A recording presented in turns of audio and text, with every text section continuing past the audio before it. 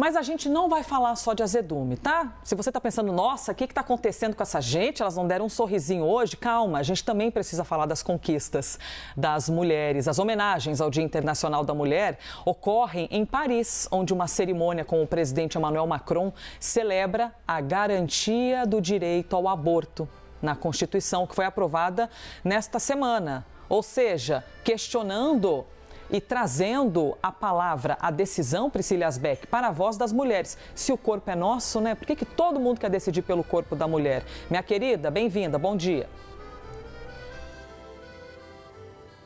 Oi, Elisa, bom dia a todos que nos acompanham. Atrás de mim, inclusive, aqui, o presidente francês Emmanuel Macron está conversando com jornalistas, conversando também com algumas mulheres que vieram aqui até a Place Vendôme, que é onde fica o Ministério da Justiça francês, que fica logo ali atrás. E hoje é o dia em que o presidente francês também está fazendo essa cerimônia para selar a entrada do acesso ao aborto na Constituição francesa. A gente chegou a falar sobre isso ao longo da semana aqui no Live. A França foi o primeiro país a incluir o acesso ao aborto na sua Constituição. O aborto aqui já é permitido desde 1975 por meio de uma lei que é a chamada Lei Veil, que foi aprovada por Simone Veil, que então era ministra da Saúde na França, virou um ícone do feminismo. Ela que foi sobrevivente do Holocausto. Essa lei foi sendo modificada ao longo do tempo. Inicialmente era uma lei que falava mais sobre saúde pública e não sobre a liberdade do corpo da mulher, mas essa lei foi sendo modificada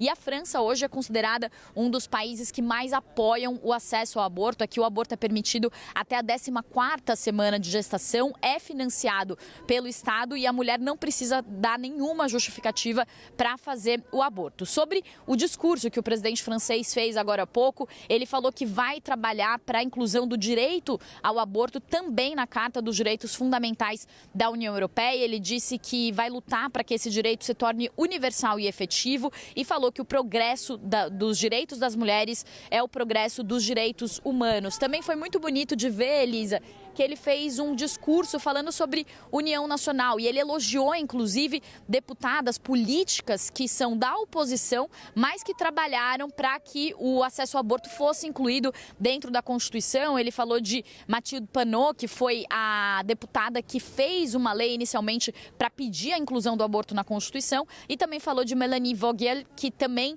é uma senadora que encampou muito essa ideia dentro do Senado. Lembrando, Elisa, que para que essa mudança entrasse na Constituição, a França juntou as duas casas parlamentares em um congresso no Palácio de Versalhes na segunda-feira, e essa votação foi uma votação expressiva. Dos 852 deputados e senadores que estavam presentes, 780 votaram a favor. Então, a França é um país que apoia massivamente a constitucionalização do aborto. Aqui, 86% dos franceses são favoráveis à constitucionalização do aborto e, por isso, também os políticos aderiram a esse projeto. E isso aconteceu gatilho para que o aborto entrasse na Constituição, sendo que ele já era legalizado aqui desde 1975, aconteceu por causa da revogação do direito ao aborto em nível federal nos Estados Unidos em 2022. Inclusive, o presidente francês Emmanuel Macron fez uma referência a países e a movimentos que estão retrocedendo em termos do direito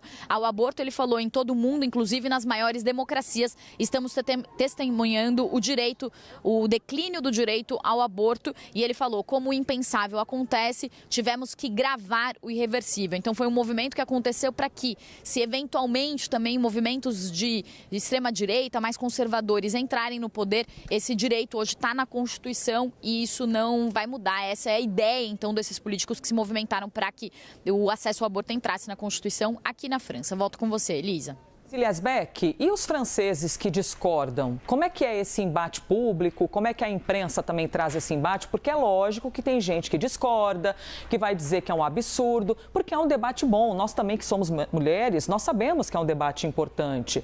De que maneira isso tem aparecido por aí, da galera que fala assim, que absurdo, onde vamos parar, é o fim dos tempos, né? Os mensageiros do apocalipse.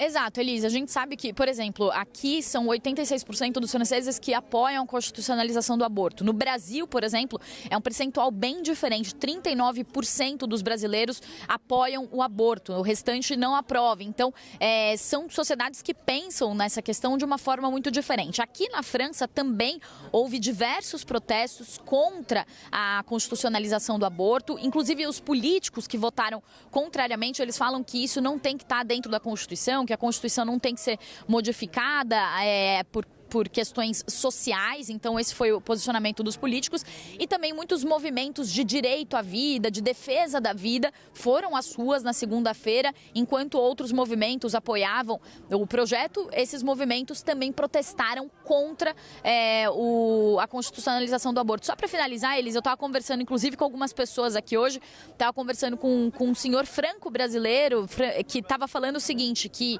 ele é cristão, mas que ele apoia o direito ao aborto porque ele sabe que é uma questão de saúde pública e que ele vê que muitas mulheres, principalmente na periferia, acabam tendo graves problemas de saúde por causa do aborto, mas ele falou que sim, é uma questão que realmente preocupa, que do ponto de vista cristão é uma questão complexa assim de se refletir. Volto com você, Elisa. Obrigada, Priscila Yazbek, trazendo para a gente esse debate que é tão importante, né? Sobre as questões do aborto e as decisões das mulheres. Um beijo, minha querida. Ela e o céu azul. Você vê que a temperatura na França está começando a mudar. Aqui a gente vai começar a se aproximar do início do friozinho, do início do outono, e lá já está vindo aquele frescor de céu azul.